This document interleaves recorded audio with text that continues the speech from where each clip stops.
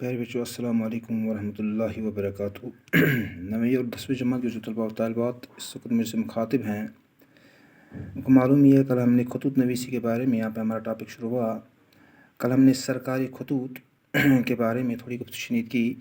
आज हम अच्छी तरीके से सरकारी खतूत के बारे में जानेंगे कि सरकारी खतूत या इनको दफ्तरी खतूत के नाम से भी जाना जाता है, वो खतूत जो दफ्तरों से मुंसलिक होते हैं, ये किस तरीके से लिखे जाते हैं। इनमें पहले ही यहाँ पे आप ज़हन में रखिए कि हम लिखते हैं कि बखिदमत जनाब। यहाँ पे हम लिखेंगे, हम मिसाल के तो हम लिखेंगे यहाँ पे हेड मास्टर साहिब। यहाँ पे लिखेंगे हम गवर्नमेंट हाई स्कूल मागाम। देखो यहाँ पर मैंने ये खाली जगह क्यों रखी है, ये चीज़ें आपको जहन में रखनी है कि यहाँ पर जिस दफ्तर का जो इंचार्ज होता है, दफ्तर का जो सरबराह होता है, उसकी डिजिग्नेशन लिखनी होती है। यहाँ पे मिसाल हम अपने स्कूल की बात करेंगे, यहाँ पर हमारा स्कूल का जो ज़िम्मेदार है, अहदेदार है, उसकी डिजिग्नेशन जो है वो क्या हेड मास्टर है। और यहाँ पे लिखनी होती है प्लेस ऑफ पोस्टिंग कहाँ पे है, गवर्नमेंट हाई स्कूल मागाम में है। अगर आपको लिखनी है चिट्ठी डिप्टी कमिश्नर साहब को, आप लिखेंगे यहाँ पे बखिदमत जनाब डिप्टी कमिश्नर साहब, कहाँ पे है वो, डिस्ट्रिक्ट कुपवारा में। बखिदमत जनाब तहसीलदार साहब तहसील हंदवारा या तहसील कुपवारा।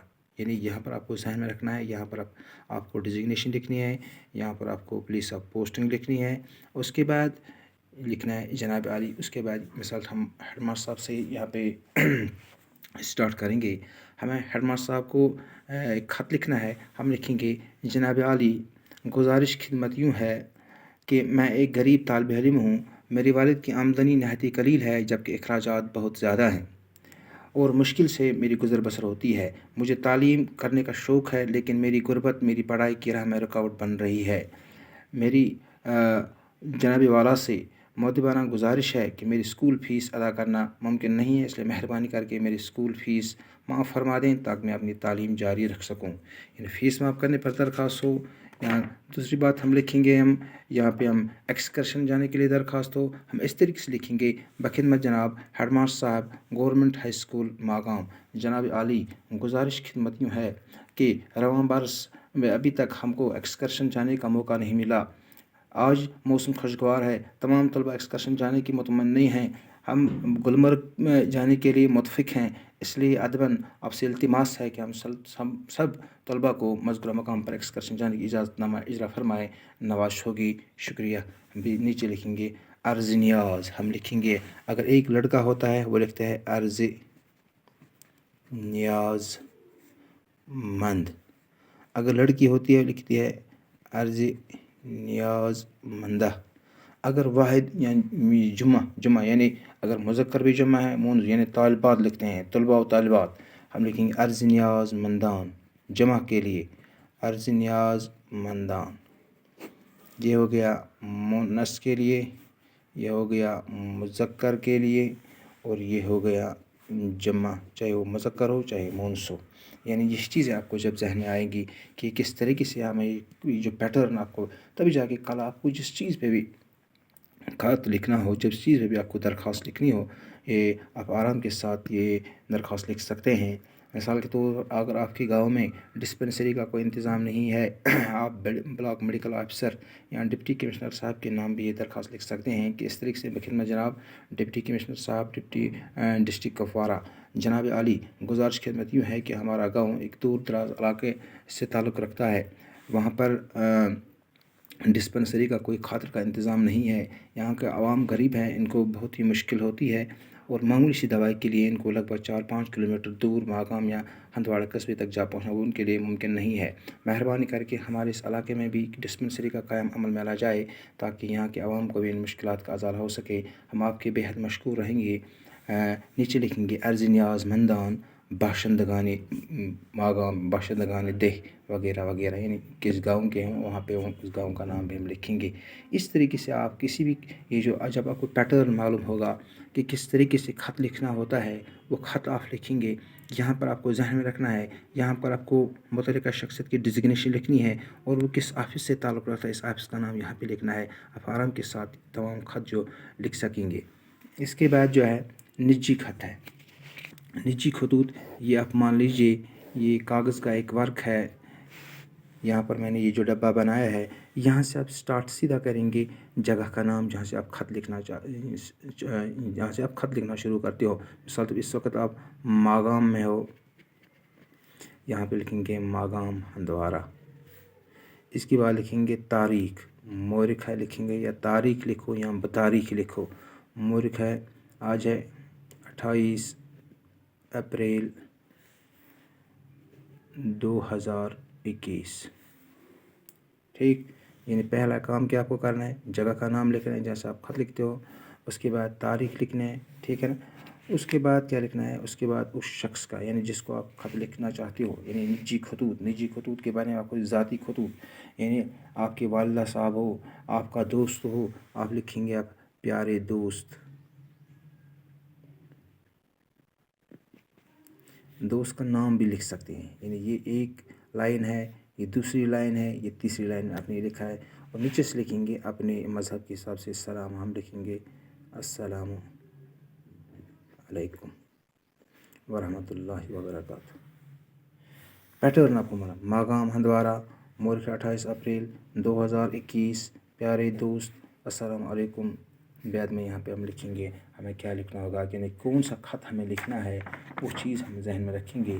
یعنی ہمیں اپنے دوست کو یہ جو خط لکھنا ہے کس یعنی اس کو مبارکبادی کا خط لکھنا ہے, اس کی والدہ کے انتقال پر تعزیتی خط لکھنا ہے. مثال کے طور پر آپ کا دوست امتحان میں کامیاب ہو گیا ہے, آپ کو یہ خط لکھنا ہے. آپ یہاں سے سٹارٹ کریں گے, اور لکھیں گے یہاں پیارے لکھا ہے آپ نے یعنی آپ کا دوست ایگزام میں پاس ہوا ہے, آپ کو یہاں سے یہ لکھنا ہے. یا اگر آپ کو اپنے والد صاحب کو اطلاع دینی ہے کہ میں نے امتحان پاس کیا ہے, آپ کو اس طریقے سے بھی لکھنے ہیں کہ ماگام ہندوارہ, مورخ 28 اپریل 2021, پیارے, یہاں پہ دوست ہے, یہاں پہ لکھیں گے پیارے ابو جان. پیارے ابا جان لکھو, پیارے ابو جان لکھو, کیا لکھو, یا پیارے ابو لکھو. یہاں پہ لکھیں گے السلام علیکم. یہاں سے ہم سٹارٹ کریں گے. آپ کو یہ جان کر نہایت ہی مسرت ہوگی کہ میں نے اس سال 10ویں جماعت کا امتحان امتیازی نمبرات کے ساتھ پاس کیا ہے اور تحصیل سطح پر بلایا ہوں. یہ سب آپ کی دعاؤں کا نتیجہ ہے. میں آپ کی نصیحتوں پر عمل پیرا ہوا اور خوب من لگا کر پڑھائی کرتا ہوں اور ہمیشہ کرتا رہوں گا. آپ کی بھیجی ہوئی رقم سے میں آپ کی کتابیں خرید لی, اگر ممکن ہو تو مزید پیسے روانہ کر کے اگلے مہینے کی فیس بھی ادا کر سکوں. اس طریقے سے آپ کو لکھنا ہے کہ میرے ابو جان, آپ کو یہ سن کر نہایت ہی خوشی ہوگی کہ میں نے 10ویں جماعت کا امتحان اچھے نمبرات کے ساتھ پاس کیا ہے. اب مجھے 10ویں یا 11ویں جماعت میں داخلہ لینے کے لیے کتابوں کی ضرورت ہے, وردی کی ضرورت ہے. آپ مجھے 1000 روپیہ روانہ فرمائیے. یہاں آپ کے دوست کی والدہ کا انتقال ہو گیا ہے. آپ اس طرح سے پیارے دوست السلام علیکم, آپ کا خط موصول ہوا جس میں اپنی والدہ کے انتقال کے بارے میں لکھا تھا. پڑھ کر شدید دکھ ہوا, میرے پاس وہ الفاظ نہیں کہ میں اظہار کر سکوں مجھے کس قدر دکھ ہوا. یہ خبر پڑھتے ہی میری آنکھوں کے آنسوں کی لڑی جاری ہوئی. اور خیر موت کو کون ٹال سکتا ہے, اس موت زندگی کا انجام ہے, اسے برداشت کرنا ہی پڑتا ہے.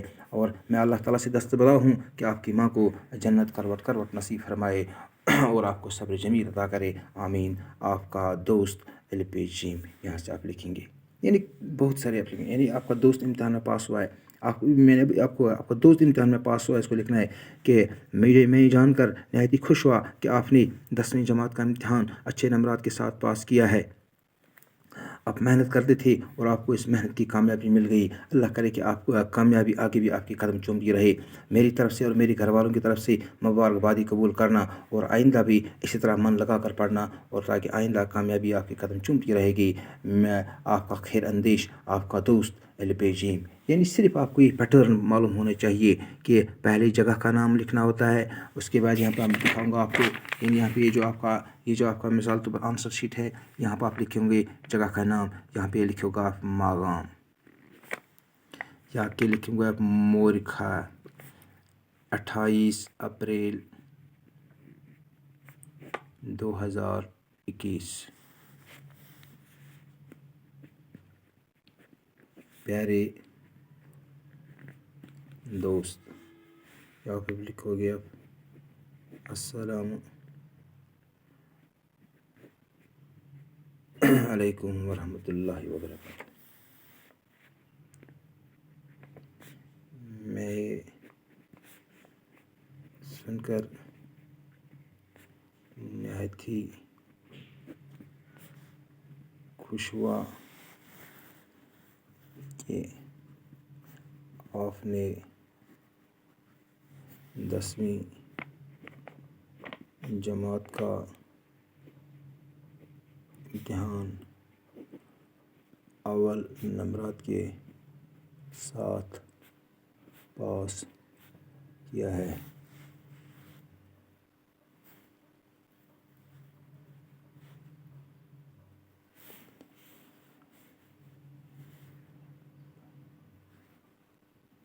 میں خوشی سے پھولے نہ سمایا۔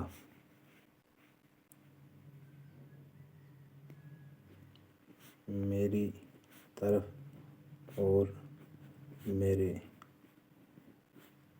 گھر والوں کی طرف سے مبارکباد قبول کرنا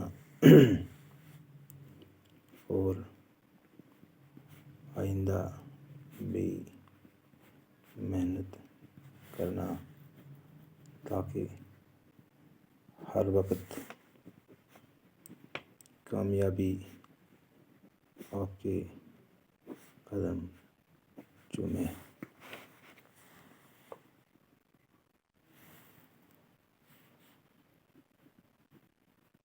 آپ کا دوست کچھ لکھنا ہی نہ ہوا کیا؟